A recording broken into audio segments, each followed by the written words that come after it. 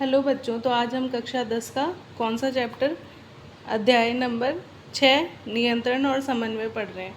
तो जंतु तंत्रिका तंत्र क्या होता है, एनिमल नर्वस सिस्टम किसे कहते हैं। जंतु तंत्रिका तंत्र सबसे पहले तो देखते हैं जंतु तंत्रिका तंत्र होता क्या है। तंत्रिका तंत्र एक जंतु के शरीर का वह हिस्सा है जिसमें कि उसके व्यवहार का क्या होता है, समन्वय होता है। मतलब कि जो हम व्यवहार करते हैं या कोई भी जंतु जो व्यवहार करता है उसका समन्वय करने का काम कौन करता है, उसको कोऑर्डिनेट करने का काम कौन करेगा, वो करेगा जंतु तंत्रिका तंत्र। ठीक है। शरीर के विभिन्न हिस्सों से, शरीर के विभिन्न क्षेत्रों से के बीच में संकेतों को प्रसारित करने का काम कौन करता है, तंत्रिका तंत्र करता है। तंत्रिका तंत्र क्या करता है, शरीर के जितने भी हिस्से हैं वहाँ से सिग्नल लेगा, संकेत प्राप्त करेगा और फिर क्या करेगा, संकेतों को प्रसारित करने का, मस्तिष्क तक प्रसारित करने का काम कौन करेगा, तंत्रिका तंत्र करता है। ठीक है। कशेरुकीय जीवों में इसके दो मुख्य भाग होते हैं। ठीक है। तंत्रिका तंत्र कितने भागों में बटा हुआ है, कशेरुकी जीवों में दो भागों में बटा हुआ है। एक तो CNS जिसे कि केंद्रीय तंत्रिका तंत्र कहते हैं और एक PNS मतलब परिधीय तंत्रिका तंत्र। दो भागों में इसको बांटा गया है। ठीक है। केंद्रीय तंत्रिका तंत्र में कौन आएगा, तो केंद्रीय तंत्रिका तंत्र में एक तो मस्तिष्क आता है, एक तो ये मस्तिष्क वाला भाग आएगा और जो जो सेंट्रल का पार्ट है वो इसे क्या बोलेंगे, इसे मेरुरज्जु बोलते हैं। जो बीच का ये वाला हिस्सा है इसे क्या बोलेंगे, इसे मेरुरज्जु बोलते हैं। ठीक है। तो मेरुरज्जु और मस्तिष्क मिलकर किसका निर्माण करते हैं, तो मेरुरज्जु और मस्तिष्क मिलकर केंद्रीय तंत्रिका तंत्र का निर्माण करेंगे। ठीक है। और जो ये साइड में निकले हुए हैं ये परिधीय तंत्रिका तंत्र हैं। ठीक है। केंद्रीय तंत्रिका तंत्र में कौन आएगा, मस्तिष्क आएगा और मेरुरज्जु आएगा। जबकि जो परिधीय तंत्रिका तंत्र है उसमें ये देखो परिधि पर स्रावित हैं ऐसे से। तो परिधीय तंत्रिका तंत्र में कौन आएगा, मुख्य रूप से तंत्रिकाओं का समूह होता है जो कि क्या करता है, मेरुरज्जु से निकलकर शरीर के दोनों अंगों में क्या होता है, फैला रहता है। ये रहा, ये मेरुरज्जु से निकलकर शरीर के दोनों अंगों में फैलेगा। तो ये क्या है, परिधीय तंत्रिका तंत्र। और मस्तिष्क और मेरुरज्जु मिलकर क्या बोल रहे हैं, केंद्रीय तंत्रिका तंत्र। इतनी बात समझ में आई आपको।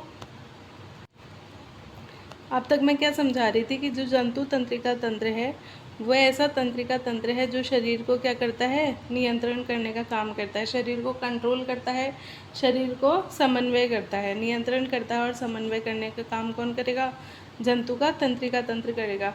और जंतु का तंत्रिका तंत्र क्या करता है, सभी अंगों तक संकेत भेजने का काम करता है। सभी अंगों से संकेत लेकर कहाँ भेजता है, मस्तिष्क तक भेजता है। ठीक है।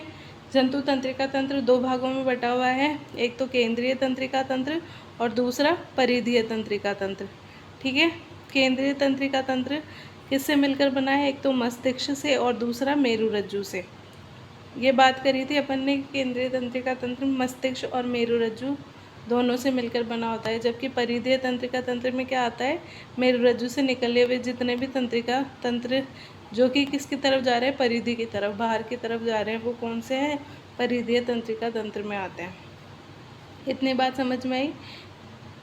जंतु तंत्रिका तंत्र क्या होता है, ये शरीर को क्या करता है, नियंत्रण करने का और संकेत भेजने का काम करता है।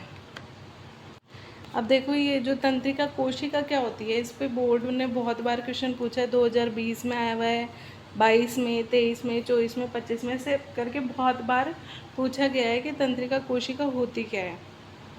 तो अपन बात कर लेते हैं कि तंत्रिका कोशिका मतलब बहुत इंपॉर्टेंट है, एक तो वेरी इंपॉर्टेंट लगा लो, तंत्रिका कोशिका होती क्या है। तो जो तंत्रिका कोशिका क्या करती है, ये संकेतों का वहन करती है।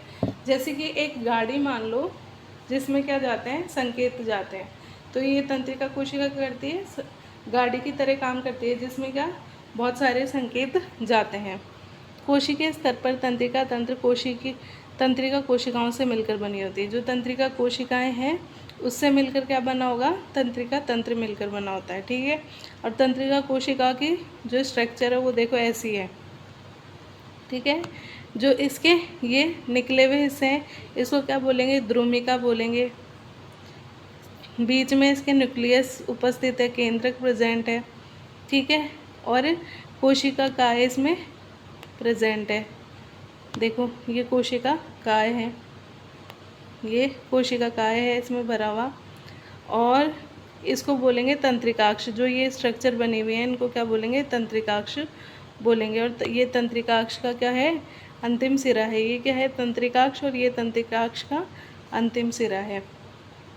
तो ये जो तंत्रिका कोशिकाएं होती है वो ऐसे एक के पीछे एक होती हैं, और ये क्या करते हैं? रासायनिक पदार्थ को विद्युत आवेग में और विद्युत आवेग को रासायनिक पदार्थ में बदलने का काम करती हैं, और सिग्नल को कहाँ पहुँचाती है? मस्तिष्क तक पहुँचाती है।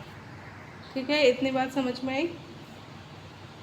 अब बात करते हैं प्रतिवर्ती क्रिया क्या होती है। तो मैंने आपको बताया था कि उद्दीपन क्या होता है और अनुक्रिया क्या होती है। जैसे कि चूहा दौड़ रहा है, तो बिल्ली ने देखा कि चूहा दौड़ रहा है, तो बिल्ली ने क्या करा? झपट्टा मारा। तो उद्दीपन का क्या था वहाँ पर? चूहा उद्दीपन था, और बिल्ली ने जो झपट्टा मारा वो क्या था? अनुक्रिया थी। फिर मैंने बताया था कि जो गरम गरम प्रेस होती है, अगर उस पर हमारा हाथ लग जाए तो हमारा हाथ क्या हो जाएगा? अचानक से हट जाएगा। तो जो प्रेस है वो क्या है? उद्दीपन है, और हाथ का हटना अनुक्रिया है। फिर सूर्य का प्रकाश क्या है? उद्दीपन की तरह कार्य करता है, और सूर्य के प्रकाश में हमारी आंखें बंद हो जाती है। वो कैसे काम करेगी? वो आंखें बंद होना अनुक्रिया की तरह काम करेगी। इतनी बात समझ में आई थी। तो प्रतिवर्ती क्रिया क्या होती है?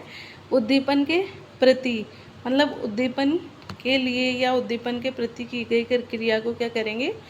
या अनुक्रिया को क्या कहेंगे? प्रतिवर्ती क्रिया कहते हैं। जैसे कि चूहे को देखकर बिल्ली ने झपट्टा मारा। प्रतिवर्ती क्रिया पर मस्तिष्क का कोई नियंत्रण नहीं होता। जो प्रतिवर्ती क्रियाएं होती है, रिफ्लेक्स एक्शन क्रियाएं होती है, उस पर क्या होता है? मस्तिष्क का कोई कंट्रोल नहीं होता, ब्रेन उसको हैंडल नहीं करता। जैसे कि हमने गरम पतीली पे हाथ रखा या हाथ लग गया हमारा गरम पतीली पे, तो ब्रेन तक सिग्नल पहुंचने में टाइम लगेगा, इतने हमारा हाथ जल सकता है। तो ब्रेन के सिग्नल देने से पहले ही हमारा क्या होता है? एकदम से हाथ हट जाता है। तो वो क्या है? रिफ्लेक्स एक्शन है। ये क्या करती है? मस्तिष्क तक नहीं पहुंचती, उससे पहले ही क्या हो जाती है? क्रिया हो जाती है। प्रतिवर्ती क्रिया मस्तिष्क तक कोई नियंत्रण इनका नहीं होता। ये क्रिया कहाँ से होती है? मेरुरज्जु से। मेरुरज्जु से नियंत्रित होती है। जैसे कि उद्दीपन लगा, उद्दीपन क्या था? कि गर्म चीज़ लगी हमें, फिर गर्म चीज़ को त्वचा पर लगी, त्वचा ने सिग्नल भेजा कहाँ पर? मेरुरज्जु के पास। फिर भुजा पेशी के द्वारा वो सिग्नल आया हमारे हाथों में, और हाथ का क्या हो गया? अचानक से हाथ हट गया। तो ये क्रिया क्या कहलाई? प्रतिवर्ती क्रिया। याद रखना, प्रतिवर्ती क्रिया उद्दीपन के विरुद्ध की गई क्रिया है या उद्दीपन के लिए की गई क्रिया है। प्रति है ना, चूहे को देखकर बिल्ली का झपट्टा मारना या गर्म चीज़ पर हाथ लगते ही हमारा हाथ का हट जाना क्या है? एक प्रतिवर्ती क्रिया है। और प्रतिवर्ती क्रिया पर मस्तिष्क का नियंत्रण नहीं होता, ये मेरुरज्जु के द्वारा नियंत्रित होती है। तो इतनी बात समझ में आई। आगे की जो डिस्कशन है वो हम नेक्स्ट क्लास में करेंगे। और आज का सेशन आपको कैसा लगा कमेंट करके ज़रूर बताना। Thank you.